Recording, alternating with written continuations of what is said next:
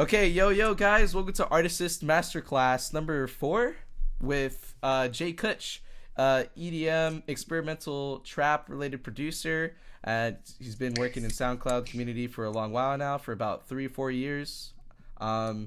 He has an excellent production style, excellent mixing style, very good concept of rhythm, beats, melody, arrangement, and he's been growing, exponentially ever since.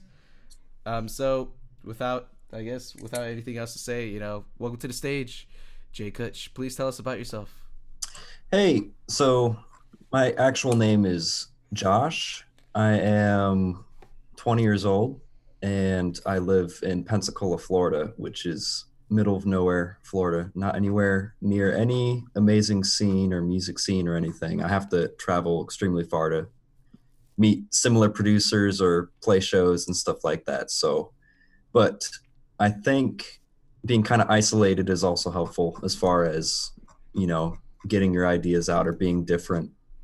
I mean, everything's online anyway, so it probably doesn't really matter anyways. So, um, well, one thing I'm probably going to just start off with real quick is probably just talk about this project here.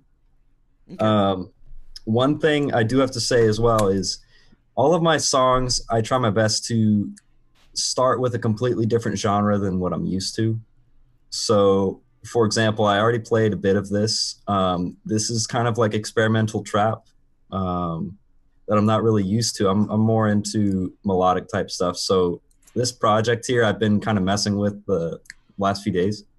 Wanted to see how it would go as far as taking like as much experiment, you know, as much sound design into it if I as I can. So I'm gonna play this again just so you can all hear if you'd like to. Okay, And cool. I listen think to I it one more think a lot time. of us wanted to hear that sound check for sure. Yep. I'm gonna listen from the very beginning, and we'll see basically the structure. Like let's focus as much on the structure of it, as weird as it is. It's not, you know, a standard structure, and it's kind of hard to visualize it with all of the samples and all the sounds here and all the automations. So if you can just visualize it as you're, you know, as it follows through, it's, you know, not too bad. But anyways, here you go. Like I said, I can't hear it very well, so hopefully it's loud enough as well.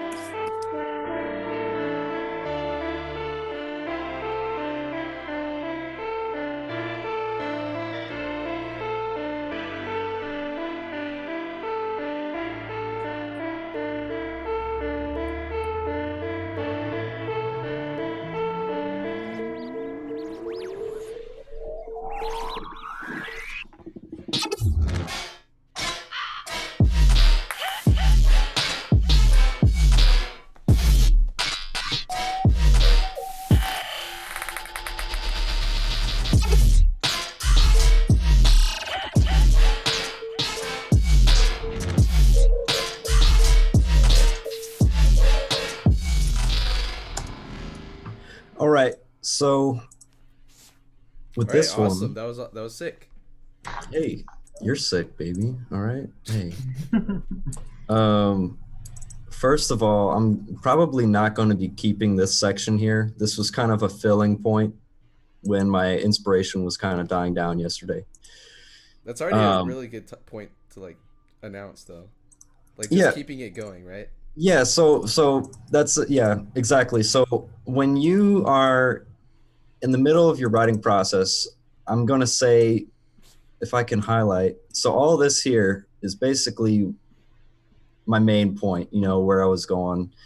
Now, I knew at some point that it's going to be changing up, of course, because with me, I don't like copy and pasting, and I want to have different types of drops or anything like that as much as possible. So I just kind of wanted to get a certain time frame going. Like I know this point here or so, maybe even less, is going to be how long it will take until the next build up and everything, until the next drop comes in.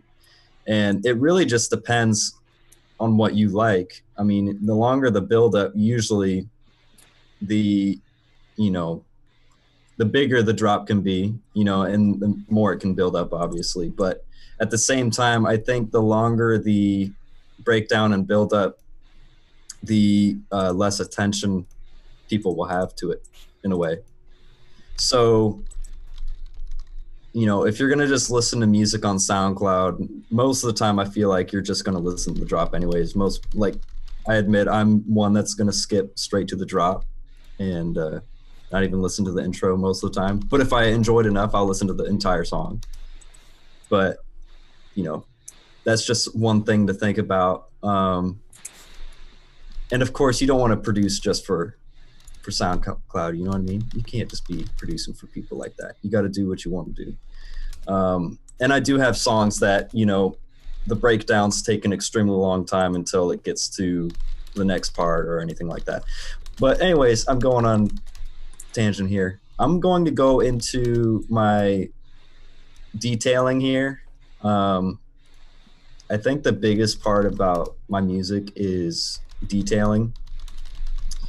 When I think of detailing tracks, I think of almost like Easter eggs in a game. If you're going to be playing a video game, or even details in general in a game that you would see, what would stand out to you that you could actually point out? And I kind of think of that in music as well. So as far as when you're laying out a structure of a song, where can you fill in details that can almost be random that you would not expect, and you can actually point out what the sound is? So what I tend to do a lot is I will have actual sounds in there that people can recognize. Like, for example, I have ping pong sounds in here,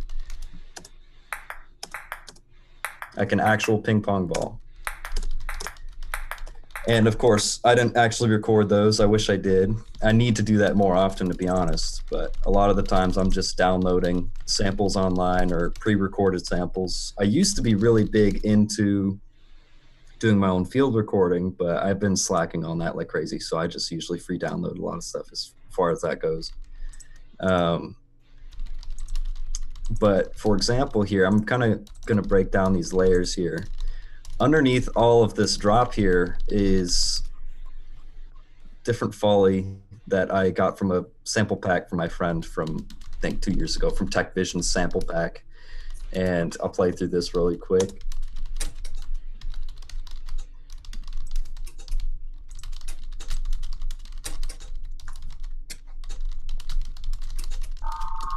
Now, it's not very noticeable, especially when the sub is in there, but I think with this beginning part, having very little sounds other than the sub, it's probably good to have textures like that.